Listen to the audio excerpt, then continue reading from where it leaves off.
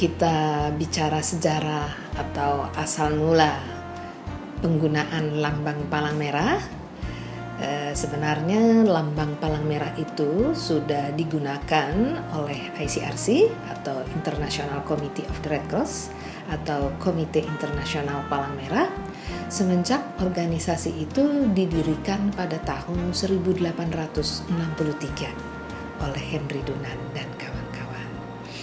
Nah, pada waktu itu sebenarnya organisasi Komite Internasional Palang Merah namanya pun masih Komite Internasional untuk Orang yang Terluka dan Sakit.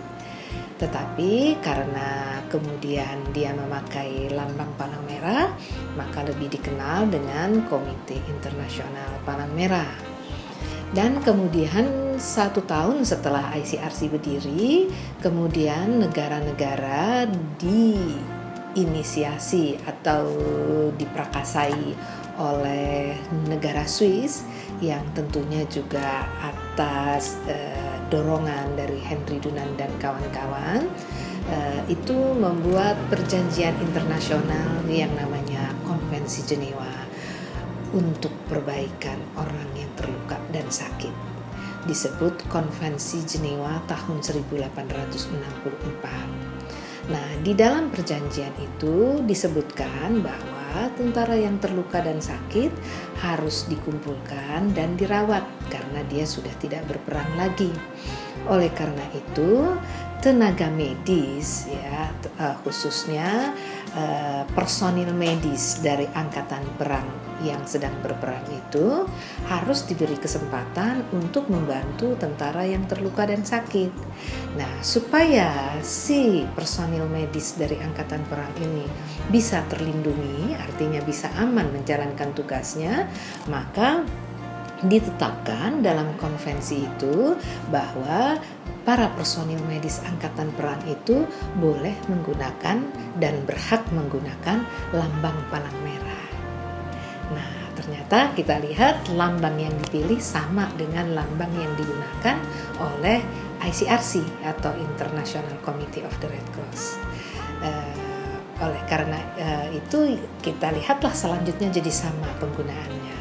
Dan memang di dalam Konvensi Jenewa itu sendiri, ICRC diberi mandat untuk membantu negara-negara melindungi atau merawat orang-orang yang terluka dan sakit atau menjadi korban dalam situasi perang.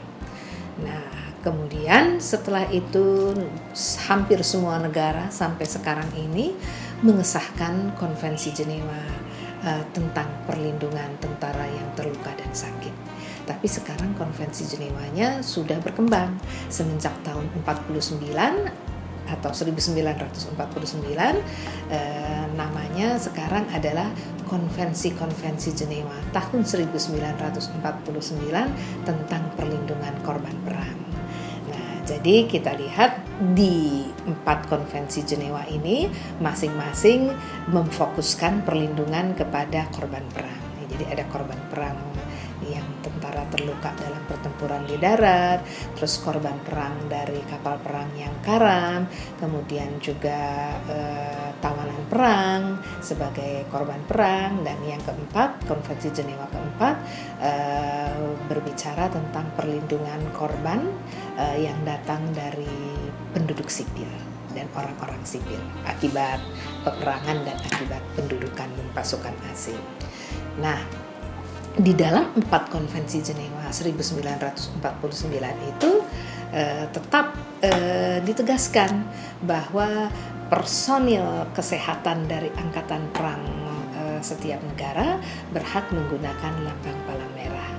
Juga ICRC tetap berhak menggunakan lambang palang merah. Kemudian ditetapkan juga di dalam konvensi Jenewa itu bahwa setiap negara diharapkan membuat perhimpunan nasional sukarelawan yang akan bekerja sama dengan ICRC. Nah, perhimpunan nasional sukarelawan itu kemudian dalam prakteknya disebut Perhimpunan Nasional Palang Merah. Jadi ada Palang Merah Indonesia, ada Palang Merah Belanda. Tapi kemudian di dalam Konvensi Jenewa 1949 itu sendiri sudah ada ketentuan baru yang sebenarnya sudah ditetapkan semenjak tahun 1929 ya, bahwa negara-negara boleh memilih untuk menggunakan lambang bagi Dinas Kesehatan Angkatan Perangnya dan Perhimpunan Nasional Sukarelawannya yang akan bergabung dengan ICRC, yaitu boleh menggunakan lambang palang merah atau lambang bulan sabit merah.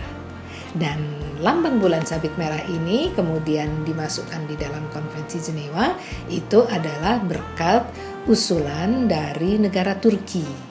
Karena sebelum tahun 1929 itu Turki berperang dengan Rusia.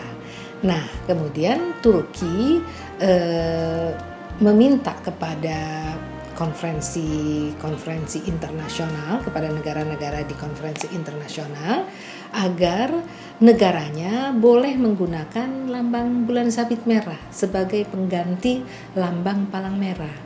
Karena pada waktu itu Turki mengatakan belum mampu memberikan penjelasan kepada warganya bahwa lambang palang merah itu berbeda dengan lambang salib. Nah, jadi oleh karena itulah masyarakat internasional, karena Turki meminta seperti itu dan juga Turki menjanjikan bahwa walaupun mereka memakai lambang bulan sabit merah, meminta masyarakat internasional mengakui lambang bulan sabit merah yang dipakainya setara dengan lambang palang merah, tetapi Turki sendiri juga menegaskan bahwa Turki akan melindungi dan menghormati lambang palang merah yang digunakan oleh negara lain.